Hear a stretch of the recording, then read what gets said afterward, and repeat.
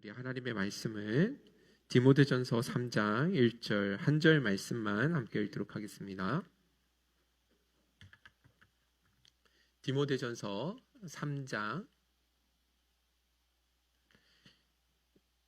여기 우리 디모데전서 3장 1절인데 저기 그 본문 가운데 있거든요.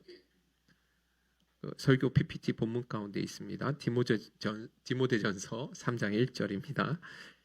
우리 한 목소리로 다 같이 한번 읽어보도록 하겠습니다. 다 같이 읽도록 하겠습니다. 시작. 미쁘다 임마리여 곧 사람이 감독의 직분을 얻으려 함은 선한 일을 사모하는 것이라 함이로다. 아멘.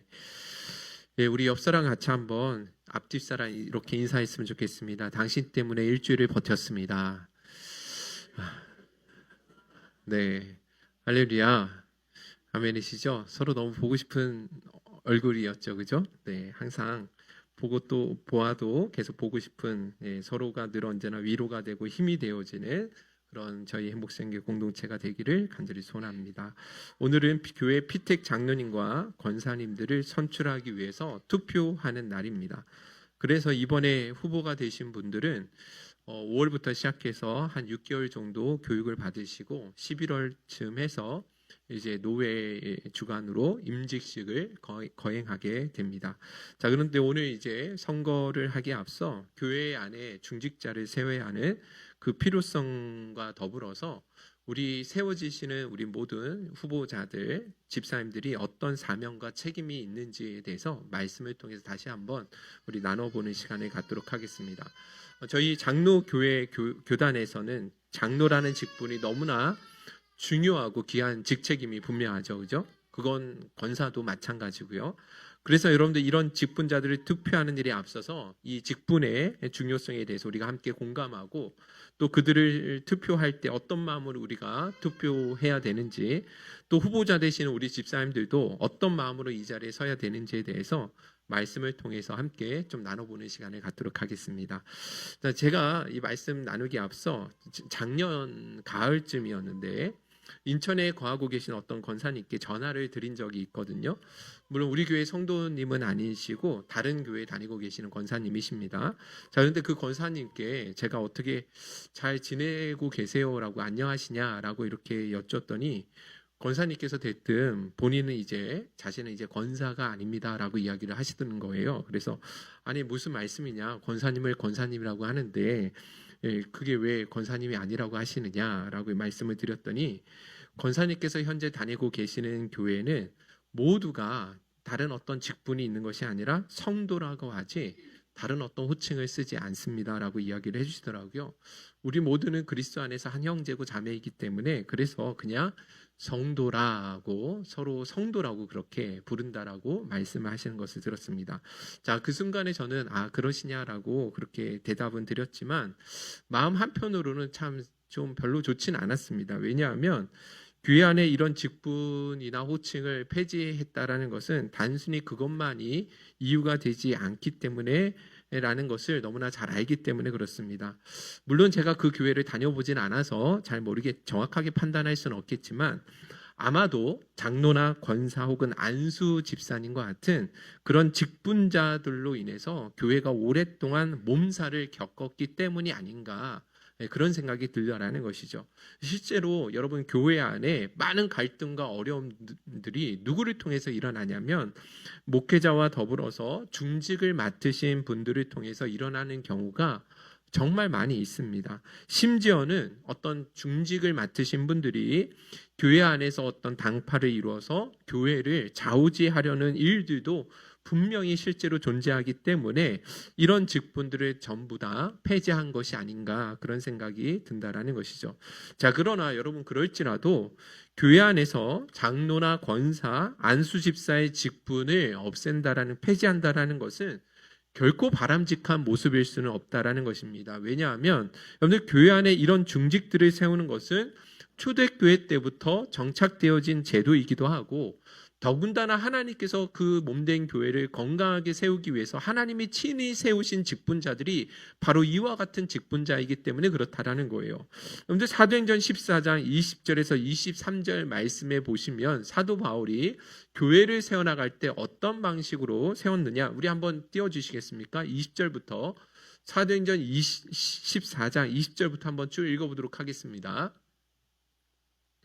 같이 읽어보도록 할게요. 제자들이 시작. 제자들이 둘러섰을 때 바울이 일어나 그 성에 들어갔다가 이튿날 바나바와 함께 더베로 가서 복음을 그 성에서 전하여 많은 사람을 제자로 삼고 루스드라와 이고니온과 안디옥으로 돌아가서 제자들의 마음을 굳게 하여 이 믿음에 머물러 있으라 권하고 또 우리가 하나님의 나라에 들어가려면 많은 환난을 겪어야 할 것이라 하고 각 교회에서 장로들을 택하여 금식 기도하며 그들이 믿는 주께 그들을 위탁하고 그렇습니다. 여러분들 23절 보시면 사도 바울과 바나바는 복음을 전하는 지역마다 또 세워지는 교회마다 누구를 세웠습니까?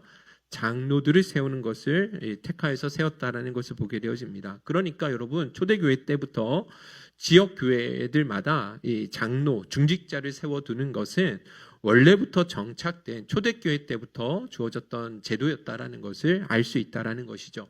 로마서 12장 5절에서 8절 되게 중요한 부분이거든요. 우리 천천히 한번 읽어볼게요. 시작. 이와 같이 우리 많은 사람이 그리스도 안에서 한 몸이 되어 서로 지체가 되었느니라. 우리에게 주신 은혜대로 받은 은사가 각각 다르니 혹 예언이면 믿음의 분수대로 혹 섬기는 일이면 섬기는 일로 혹 가르치는 자면 가르치는 일로 혹 위로하는 자면 위로하는 일로 구제하는 자는 성실함으로 다스리는 자는 부지런함으로 긍휼을 베푸는 자는 즐거움으로 할 것이니라. 그렇습니다. 여러분 잘 아시는 말씀이죠. 교회 안에 우리는 한 몸이잖아요. 예수 그리스도를 머리로 하는 우리는 모든 한 몸이고 한 지체로 연결되어 있는데 이 한 몸됨을 건강하게 유지하기 위해서 하나님께서 각 사람에게 성령의 은사들을 부어주셨단 말이죠. 그런데 여러분들 로마서 12장 오늘 이 말씀에 보면 그 은사들을 논하면서 기능적 직분을 구분하고 있는 것을 보게 되어지죠. 다시 말해서 어떤 분들이 나옵니까? 섬기는 자가 나오고 가르치는 자가 나오고 위로하는 자, 구제하는 자, 누구도 나와요? 다스리는 자도 나온다라는 것을 보게 되어집니다. 여러분들 여기에 나오는 이 섬기는 자들은 교회 안에서 어떤 서열이나 권력의 계급을 말하는 것이 아니라는 것 아시겠죠? 그죠? 여러분들 그 누가 높고 낮은 그런 계급이 있는 게 아니에요. 섬기는 자가 더 크고 구제하는 자는 낮고 이게 아니라는 거예요. 이것은 무엇이냐면 섬기고 있는 그 기능적 직분에 따라서 다른 직분자들을 호명하는 것을 보여준다라는 것이죠. 내가 어떤 섬김을 가지고 있느냐에 따라서 그 기능적 직분에 대해서 말씀해 주고 있는 거예요. 특별히 7절에 보시면 어떤 말씀이 있습니까? 8절이죠. 8절에 다스리는 자가 나오죠. 다스리는 자. 이 다스리는 자도 서열이나 어떤 계급이 높은 사람을 의미하는 게 아니에요. 다 동일한 계급은 없습니다. 서열이 없어요. 다 동일한 성도예요. 그러나 사람들을 돌보며 책임 있게 인도하는 리더십을 가진 그 기능적 직분을 가진 사람을 여기에 보니까 다스린 자라고 나온다라는 것이죠. 그러니까 여러분들 교회 안에 중직자들을 하나님이 뭐 해놓으신 거예요? 친히 세우셨다라는 것을 우리는 알 수 있다라는 것이죠. 하나님께서 교회를 건강하게 세워나가게 하시기 위해서 이런 직분자들을 세워놓으셨다라는 것을 보게 되어진다라는 것입니다. 한 구절만 더 찾아보도록 하겠습니다. 디모데전서 3장 1절입니다. 다 같이 읽어볼게요. 감독, 다시 말해서 장로라고 하는데 장로를 세울 때 어떤 자격이 있어야 되는지에 대해서 디모데전서 3장을 전체를 할애해서 설명해 주고 있거든요. 1절부터 읽어보겠습니다. 시작. 미쁘다 이 말이요 곧 사람이 감독의 직분을 얻으려 함은 선한 일을 사모하는 것이라 함이로다. 여러분들 이 말씀이 잘 선뜻 이해가 되지 않으신 분들이 있어서 새 번역본으로 다시 한번 읽어볼게요. 새 번역본 읽어보겠습니다. 시작. 이 말은 옳습니다. 어떤 사람이 감독의 직분을 맡고 싶어 하면 그는 훌륭한 일을 바란다고 하겠습니다. 그렇죠. 감독의 직분을 맡고자 하는 마음을 품는 것. 이 감독이 누구라고 그랬죠? 장로를 의미한다고 그랬죠. 그 장로의 마음을 내가 장로로서 섬겨야 되겠다라고 하는 이 마음을 품는 그 자체가 하나님 보시기에 매우 훌륭한 일이다라고 말씀해 주고 있다라는 것이죠. 그러니까 여러분 보세요. 교회 안에서 이런 직분자를 세우는 것은 결코 하나님의 뜻을 벗어나는 일이 아니죠. 오히려 매우 성경적이고 가치 있는 일이라는 것을 우리에게 가르쳐 주고 있다라는 것입니다. 그런데도 교회 안에서 장로나 권사 안수 집사라는 제도를 폐지하는 것, 여러분들 절대로 그래서는 안 된다라는 것입니다. 혹여나 여러분 이런 제도 가운데 부족함이 있다고 한다면 그것을 더 잘 보완해서 갖추어가면 되는 것이지, 아예 폐지해 버리는 것은 결코 성경적으로 바람직하지 않은 그런 결정이라는 사실을 기억해야 된다라는 거예요. 할렐루야. 여러분들 이해 가십니까? 자, 그러면 목사님, 그 교회 안의 중직자들은 성경에 보면 장로나 혹은 또 안수 집사는 있는데 권사는 나와 있지 않지 않습니까? 라고 이렇게 질문하시는 분들이 또 계시거든요. 자, 그런데 여러분들 권사라는 그 직함 자체는 성경에 나오진 않습니다. 그러나 초대 교회 안에 지도자 그룹 안에는 반드시 여성 지도자 그룹이 나오고 있습니다. 또 디모데전서 3장에 보시면 집사를 선출할 때에도 여성 집사들은 어떤 사람들을 세워야 되는지에 대해서도 분명하게 기록해주고 있습니다. 더군다나 여러분들 디도서 2장에 가보시면 신앙의 본이 되어지는 나이든 여성들을 세워서 젊은 여성도들을 섬기고 가르쳐야 된다라고까지 말씀해주고 있어요. 디도서 2장 3절에서 5절 한번 읽어보도록 하겠습니다. 시작. 늙은 여자로는 이와 같이 행실이 거룩하며 모함하지 말며 많은 술의 종이 되지 아니하며 선한 것을 가르치는 자들이 되고 그들로 젊은 여자들을 교훈하되 그 남편과 자녀를 사랑하며 신중하며 순전하며 집안일을 하며 선하며 자기 남편에게 복종하게 하라. 이는 하나님의 말씀이 비방을 받지 않게 하려 함이라. 아멘. 그렇습니다. 나이든 여성들 일로 하여금 젊은 여인들에게 바른 신앙의 길을 가르칠 수 있도록 그렇게 권면하라고 말씀해 주고 있는 것이죠. 때문에 그들은 어떻게 되는 거예요? 모든 행실에 더 본이 되는 삶을 살아갈 수 있어야 된다는 것이죠. 결국 여러분들 이와 같은 말씀을 통해서 이것들이 오늘날 더 제도화되어서 권사라는 직분이 생겨나게 된 것이고, 이 권사들을 통해서 교회 안에 젊은 여성도들을 섬기고 바른 신앙의 길로 인도해야 할 책임이 감당케 될 수 있었다라는 것이죠. 자, 그러니까 여러분 보세요. 장로, 권사, 안수집사 이와 같은 직분들은 초대 교회 때부터 있었던 너무나 귀한 직분이고, 무엇보다도 그리스도의 몸된 교회를 건강하게 세워가기 위해서 하나님께서 친히 은사를 주셔서 세워주신 너무나 귀한 직분이라는 사실을 여러분들 기억해야 된다는 것이죠. 자, 할렐루야. 아멘이시죠? 이 필요성을. 자, 그러면 중직자들은 교회 안에서 어떤 역할들을 하고 있는가? 왜 그 중직자들이 세워져야 되는지에 대해서 우리가 생각하지 않을 수 없는데, 세 가지로만 간략하게 오늘 말씀드리고 오늘 예배를 마치고 바로 선거를 하려고 합니다. 자, 첫째, 여러분들 우리 특별히 오늘 너무너무 중요한 날이거든요. 중직자를 세우는, 장로님과 권사님을 세우는 너무나 중요한 자리입니다. 왜 중직자들을 우리가 기도로 잘 준비해야 되고 또 잘 뽑아야 되고 또 후보 되시는 분들이 왜 어떤 자세로 세워져야 되는지를 잘 보여주고 있어요. 그래서 여러분 좀 집중해서 한번 꼭 들어주시면 감사하겠습니다. 첫째 읽어볼게요. 시작. 교회의 질서와 영적 리더십 확립을 위해 반드시 필요하기 때문입니다. 여러분들 하나님은 질서의 하나님이시래요. 고린도전서 14장 33절 보시면 한번 띄워주시겠습니까? 하나님은 무질서의 하나님이 아니시고 오직 화평의 하나님이시라. 무질서하면 화평을 이룰 수가 없죠. 너무나 혼란스럽잖아요. 그러니까 하나님은 무질서의 하나님이 아니라 화평을 언제나 중요하게 여기시는 질서의 하나님이심을 보게 되어집니다. 자, 그렇기 때문에 하나님은 하나님께 세우신 그 공동체가 그 건강하게 질서를 유지되기 위해서 사람을 세워 나가시는 거예요. 그리고 세우신 그 사람에게 권위를 부여해 주시고 그 사람으로 하여금 교회를 이끌어갈 수 있도록 리더십을 가지고 이끌어갈 수 있도록 하셨다라는 것입니다. 여러분들 잘 아시는 십계명 중에 부모를 공경하라는 말씀이 있죠. 여러분들 왜 자녀들은 부모를 공경해야 되는지 아십니까? 다름 아니라 그것은 바로 하나님이 세우신, 가정 안에 세우신 질서이기 때문에 그렇다라는 것입니다. 하나님은 자녀들을 누구를 통해서 교육하게 하시고 하나님의 뜻을 가르쳐 주시고 하나님의 사랑을 드러내게 하셨는가? 누구를 통해서요? 그렇죠. 그의 부모된 존재를 통해서, 그 부모를 통해서 하나님의 사랑과 하나님의 뜻이 자녀들에게 흘러가게 하시고 가르침을 받을 수 있도록 하셨다라는 것이죠. 그래서 자녀들은 하나님이 세우신 질서를 따라 부모에게 뭐 해야 되는 거예요? 공경하라고 말씀하고 있다라는 것이죠. 그런데 한 가지만 더 말씀드려보면, 출애굽 시대에 모세의 형 아론과 미리암이 모세에게 반역을 했던 사건이 있습니다. 아니 어때 형과 누나가 동생한테 반역하는 게 뭐가 문제가 되냐라고 질문하시는 분들이 계실지 모르겠지만, 여러분들 이스라엘 백성들을 그 애굽에 이집트의 노예로 400년 동안 살다가 출애굽하게 한 하나님께서 출애굽시키기 위해서 세우신 지도자가 누구였어요?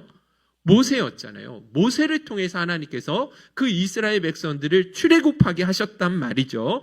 자, 그런데 그 모세의 형이었던 아론과 미리암이 어떻게 하냐면, 어떻게 하나님이 모세와만 말씀하셨느냐, 우리와도 말씀하지 아니하셨느냐 하면서 모세를 함부로 험담하고 비난한 적이 있다라는 거예요. 여러분들 너무 잘 아시죠? 자, 그런데 그 모습에 하나님이 기뻐하셨습니까? 아니죠. 그래서 이 세 사람을 다 부르셨어요. 따로 다 부르셔가지고 민수기 12장에 기록되어 있는데, 아론과 특히 미리암을 앞서 부르신 다음에 매우 책망하시면서 진노하신다라는 것입니다. 그래서 결국은 모세의 누이였던 미리암은 문둥병에 걸리고 말았다라는 것이죠. 그런데 이와 같은 사건을 통해서 보아도 아시겠지만 하나님은 너무나 중요하게 질서의 하나님이시라는 것을 분명하게 보여주고 있는 거예요. 여러분들 물론 모세가 받았던 영적 이 리더십이 어떤 계급이나 서열을 나타내는 것은 절대로 아닙니다. 여러분들 반드시 기억하셔야 돼요. 모세는 하나님께서 모세에게 부여해 주신 권위가 있죠. 그래서 그 모세는 하나님으로부터 위임받은 그 권위를 가지고 사람들을 함부로 군림하고 함부로 막 정죄하고 또 함부로 사람들을 이끌어가라고 주신 것이 아니라는 거예요. 그 권위를 가지고 뭐 하라고 하시는 거예요? 오직 철저하게 백성들을 섬기라고 주신 권위였다라는 것입니다. 자, 그러니까 여러분, 그 질서의 하나님께서 하나님의 뜻을 나타내시고 그 하나님의 뜻을 이루어 가시는 일에 하나님의 권위를 부여하신 사람을 세워서 이끌어 가도록 하시는데, 그런 질서를 어기고 자기를 드러내고 공동체를 분열시키는 사람에게 당연히 하나님이 심판하시고 진노하실 수밖에 없다라는 것입니다. 여러분들, 그런 측면에서도 오늘날 교회의 질서를 바르게 유지하기 위해서는 반드시 성경적인 원리를 따라 좋은 중직자들이 세워질 수 있어야 된다라는 것입니다. 교회가 사람이 점점 많이 모여들수록, 또 교회가 시간이 더 많이 흐를수록 교회 안에는 더 성경적으로, 영적으로, 인격적으로 건강한 중직자들이 세워져야 되고, 또 그들로 하여금 하나님께서 부여해 주신 권위를 따라 교회를 건강하게 세워나갈 수 있도록 그렇게 우리는 순복하며 그 권위 앞에 인정하며 나갈 수 있어야 된다는 것이죠. 자, 그런데 만약에 여러분들 이런 하나님의 뜻에 따라 중직자들이 세워지지 않게 된다면 어떤 일이 일어나겠어요? 당연히 교회 안에 혼란과 갈등이 일어날 수밖에 없는 거예요. 교회 안에 어떤 문제가 생긴다거나 무언가를 하나 결정할 때에도 누군가는 앞장서서 대표해서 함께 그 성도들의 마음을 모아서 하나님의 뜻이 이루어나가기 위해서 결정하고 나아갈 수 있어야 되잖아요. 그런데 그런 중직자들이 세워지지 않는다면 어떻게 되겠어요? 당연히 교회 안에 혼란이 오고 갈등이 생길 수밖에 없고 교회가 너무 쉽게 무너질 수밖에 없는 것은 자명한 일이라는 것입니다. 여러분들, 그래서 디도서 1장 5절에 보시면 사도 바울이 이 디도에게, 젊은 제자 디도에게 뭐라고 이야기를 하냐면 5절 말씀 한번 읽어보도록 할게요. 5절입니다. 시작. 내가 너를 글에 대해 남겨둔 이유는 남은 일을 정리하고 내가 명령한 대로 각 성에 장로들을 세우게 하려 함이니. 할렐루야. 여기 보시면 교회 안에 남은 일을 정리하고 각성의 장로들을 세우기 위해서 사도 바울이 디도를 남겨뒀다라고 말씀하고 있죠. 이게 무슨 말이냐면 교회 안에 여전히 해결되어지지 못한 문제들을 바르게 정리하고 교회를 건강하게 세우기 위해서는 누구를 세워야 된다라는 거예요?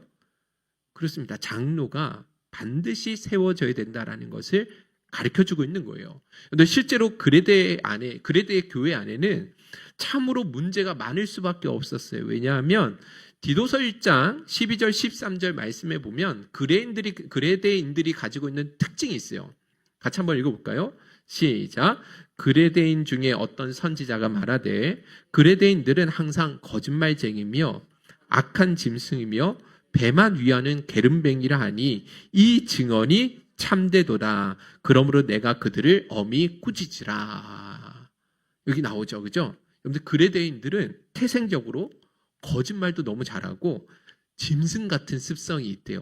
이게 어떤 의미인지는 좀 더 해석해 봐야겠지만, 그리고 또 배만 위하는 아주 게으름뱅이래요. 먹는 것만 밝히고 아주 게으름뱅이라는 거예요. 일도 하기 싫어하는. 그러니까 이와 같은 특징을 가진 백성들이 그레데 교회 안에 모였으니 그 교회 안에 문제가 많겠어요, 적겠어요? 당연히 많겠죠. 그래서 이런 문제들을 해결하기 위해서 당연히 누구를 세워야 되는 거예요? 장로가 반드시 세워져 있어야 된다는 것을 말씀해 주고 있다는 것이죠. 고린도 교회 안에도 그 성도들 자체의 문제가 너무너무 많았잖아요. 그러니까 교회 안에 얼마나 많이 혼란이 있었고 갈등이 있었냐라는 것입니다. 그러니까 교회의 공동체의 건강한 질서 유지를 위해서는 반드시 영적으로 인격적으로 본이 될 수 있는 중직자들이 반드시 세워져야 되는 것은 자명하다라는 것을 보게 되어집니다. 간절히 바라는 것은 여러분들 우리 행복생교 안에 중직자를 세워지는 가정 가운데에도 성경적으로 우리 중직자들이 잘 바르게 훈련되어지고 준비되어져서 우리 행복생교회가 정말 더욱 건강하게 또 질서 있게 세워져 가는 은혜가 있기를 주님의 이름으로 축원드립니다. 할렐루야. 자, 첫째, 교회의 질서와 영적 리더십이 바르게 세워지기 위해서는 좋은 중직자들이 꼭 필요하다라는 걸 말씀드립니다. 둘째입니다. 둘째, 같이 한번 읽어볼게요. 시작. 섬긴 일에 꼭 필요하기 때문입니다. 여러분들 교회 사역은 절대로 담임 목사 혼자서는 할 수 없다라는 것을 너무나 잘 아시죠? 여러분들 출애굽한 이스라엘 백성들을 이끌고 모세가 광야를 이끌어 나갈 때 너무 지치니까 하나님께서 모세에게 뭐라고 명령하시냐면 민수기 11장 16절 17절 한번 읽어볼게요. 시작. 여호와께서 모세에게 이르시되 이스라엘 노인 중에 내가 알기로 백성의 장로와 지도자가 될 만한 자 70명을 모아 내게 데리고 와 회막에 이르러 거기서 너와 함께 서게 하라. 내가 강림하여 거기서 너와 말하고 내가 임한 영을 그들에게도 임하게 하리니 그들이 너와 함께 백성의 짐을 담당하고 너 혼자 담당하지 아니하리라. 아멘. 그렇습니다. 하나님께서는 모세가 이 백성들이 이끌어 가기에 너무 지쳐 있는 것을 아시기 때문에 장로 70명을 세워서 그래서 그들에게도 동일한 성령을 부어 주셨습니다. 그래서 이 장로들이 하나님의 뜻을 백성들에게 전하고 또 그들의 영적 지도자였던 모세의 짐을 함께 짊어질 수 있도록 은혜를 허락해 주셨다라는 것이죠. 그런데 이것이 바로 오늘날 우리가 이야기하고 있는 장로의 시초가 되었던 그 사건이라는 것입니다. 그러니까 여러분 보시면 교회는 절대로 목회자 한 사람의 힘으로 교회를 온전히 섬겨 나갈 수가 없다라는 거예요. 더군다나 하나님께서 교회를 건강하게 세워 나가실 때 여러 가지 다양한 은사와 달란트를 성도들에게 부어주셨다고 그랬잖아요. 그런데 하나님께서 목회자에게 부어주신 은사와 달란트와 또 우리 평신도 지도자들에게 부어주신 은사가 확연히 다르다라는 것을 알 수 있습니다. 기능적으로 다르다라는 거예요. 여러분들 잘 아시는 것처럼 사도행전 6장에 가보시면 초대교회에서 처음으로 안수 집사를 세우게 되거든요.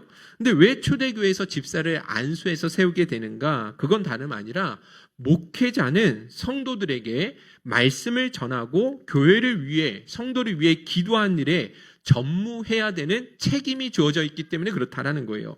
사도행전 6장 2절에서 6절 다 같이 한번 읽어보도록 하겠습니다. 시작.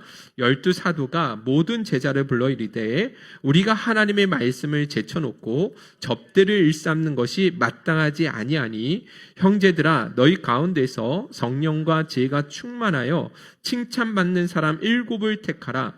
우리가 이 일을 그들에게 맡기고 우리는 오로지 기도하는 일과 말씀 사역에 힘쓰리라 하니 온 무리가 이 말을 기뻐하여 믿음과 성령이 4절까지만 읽도록 하겠습니다. 네, 여기 보시면 사도들로 하여금 하나님의 말씀을 전하는 일 외에 다른 일로 섬기는 일, 또 구제하는 일, 이런 일로 온통 시간을 빼앗기는 것이 옳지 않았다라고 판단했기 때문에 교회 안에 누구를 세우는 거예요? 첫 중직자를 세우게 되었다라는 것입니다. 자, 그러니까 여러분 보시면 교회 안에 연약한 지체들을 돌아보고 섬기고 이웃을 구제하는 이 모든 일에는 교회 안에 신실한 일꾼들을 세워서 그들로 하여금 섬길 수 있도록 하는 것이 교회 차원에서는 훨씬 더 유익함이 있다라는 것을 보게 되어집니다. 여러분들 앞에 오늘 이 플랜카드 너무 예쁘게 잘 되어 있죠, 그죠? 예. 여기 이 플랜카드 붙이는 게 쉬웠을까요, 어려웠을까요? 엄청 어려웠어요. 둘이서 붙이는데도 한 거의 1시간 반, 2시간 가까이를 쩔쩔매면서 정말 붙였거든요. 여기를 조금 잡아당기면 저쪽이 울고, 저쪽을 또 잡아당기면 이쪽이 울고, 붙이는 게 되게 어렵더라고요. 쉬울 줄 알았는데. 자, 그리고 오늘은 뭐 하는 날이죠? 투표하는 날이잖아요. 그래서 투표용지도 다 만들어서 자르고 하는데 시간이 걸릴까요, 안 걸릴까요? 걸리겠죠. 그 사무용품을 사고 준비하고 문구점을 갔다 오고. 자, 그 일을 하는 일에 목회자가 토요일날 하루 종일 시간을 다 빼앗겼다. 그러면 성도들에게 유익함이 있을까요, 없을까요?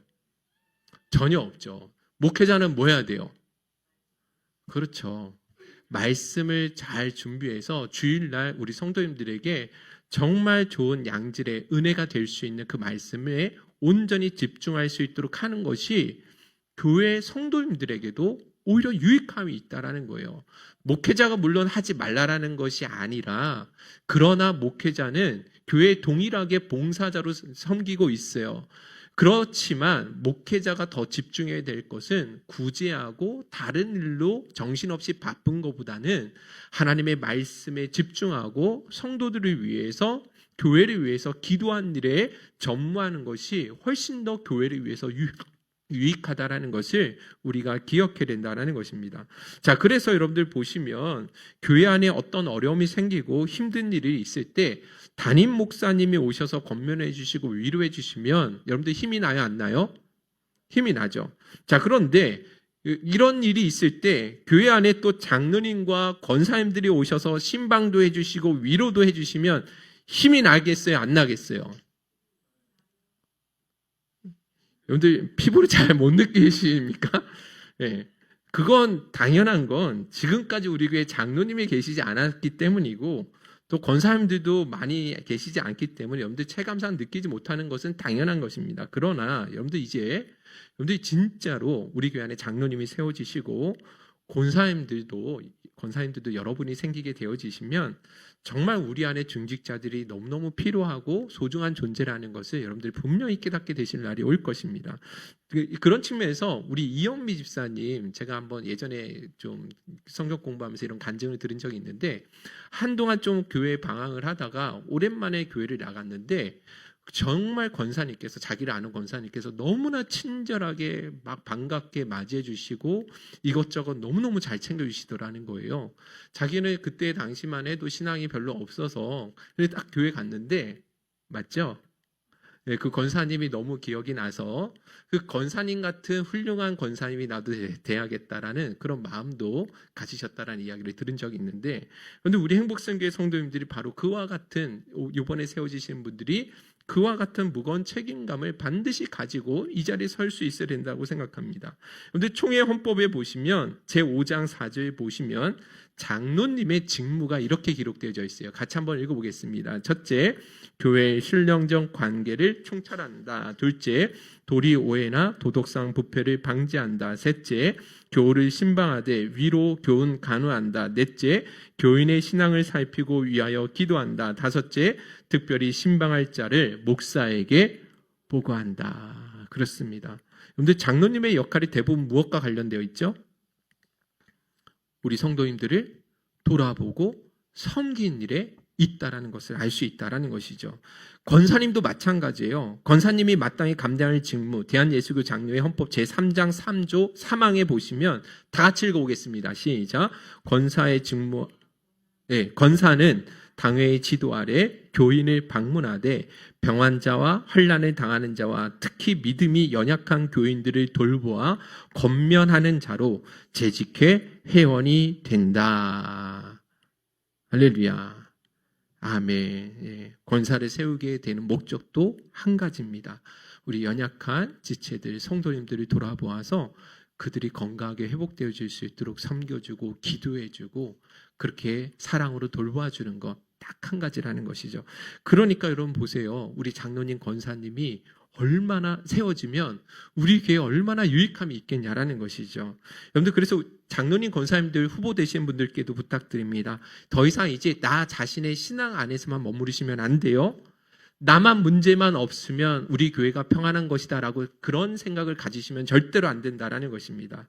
반드시 우리 모든 성도님들과 지체들을 돌아보아서 영적으로 육적으로 어려운 가운데 있는 분들은 없는지 항상 돌아보고 그들의 피로를 채워주고 섬겨주고 위로해주기 위해서 그 일에 반드시 여러분들이 앞장서실 수 있어야 된다는 것입니다. 여러분들 이 일에 우리 온 성도가 함께 기도하면서 이 하나님 주신 직분을 온전히 잘 감당하실 수 있기를. 그래서 여러분들 교회 안에 그 어떤 사람도 단 한 사람이라도 사랑이 없어서 성도의 사랑이 부족해서 그래서 교회를 떠나는 일이 절대로 일어나지 않는 그런 복된 교회가 될 수 있기를 주님의 이름으로 축원드립니다. 자, 마지막 셋째입니다. 다 같이 읽어보겠습니다. 시작. 성도의 영적 성숙을 위한 본이 되어야 하기 때문입니다. 여러분들 이 부분이 저는 가장 중요하다고 생각하는데 사람은 듣고 배우는 것이 아니라 보고 배운다라는 거 여러분들 너무 많이 쓰는데 영적인 생활에도 동일하게 그대로 적용되어집니다. 디모데전서 4장 12절이죠. 우리 한번 읽어보겠습니다. 시작. 누구든지 내 연수함을 업신 여기지 못하게 하고 오직 말과 행실과 사랑과 믿음과 정절에 있어서 믿는 자에게 본이 되어. 여기 감독은 당시에 장로와 감독 같은 말인데 말씀을 전하는 감독과 그 다음에 성도님들을 돌아보는 감독 이렇게 나뉘어지는데 그게 오늘날 말씀을 가르치는 감독은 목사가 되는 것이고요. 저도 장로잖아요. 장로 당회 안에 들어가는 말씀을 가르치는 장로와 그 다음에 성도님들을 그렇게 신방하고 돌아보는 행정적인 일을 감당하는 장로로 두 개로 구분되어져 있습니다. 근데 여기 나오는 디모데도 역시 감독, 장로로의 한 사람이라고 생각하시면 되는 거예요. 자, 그런데 이 디모데에게 주는 명령이 무엇이냐면 너는 단순히 말씀 교사의 역할만 하면 돼 라는 것이 아니라 삶으로 본이 되는 그 모습으로 지도력을 나타내라고 이야기를 하고 있다라는 것입니다. 교회 리더의 핵심 자질이 어디에 있다라는 거예요? 본이 되는 삶에 있다라는 것을 분명하게 보여주고 있다라는 것입니다. 그러면 빌립보서 3장 17절도 한번 읽어봅시다. 시작. 형제들아 너희는 함께 나를 본받으라. 여러분들 바울 스스로도 빌립보 성도들에게 말씀을 가르칠 때 단순히 교리만을 가르친 것이 아니라 자기 삶을 본으로 보여주었다라는 거예요. 특히 나를 여기 사도 바울이 나를 본받으라라고 이야기하고 있다라는 것은 성도에게 본이 되는 삶이 얼마나 강력한 교육적 수단이 되는지를 우리에게 분명히 가르쳐주고 있다라는 것이죠. 여러분 듣고 배우는 것보다 보고 배우는 것이 얼마나 더 확실하게 영적인 우리 계승으로 이어지는데 제자도를 이어가는데 얼마나 중요한지를 정확하게 보여주고 있다라는 것이죠. 마지막으로 한 구절입니다. 히브리서 13장 1절부터 베드로전서 5장 1절부터 3절입니다. 베드로전서 5장 1절부터 3절 시작. 너희 중 장로들에게 권하노니 나는 함께 장로된 자요 그리스도의 고난의 증인이요 나타날 영광에 참여할 자니라.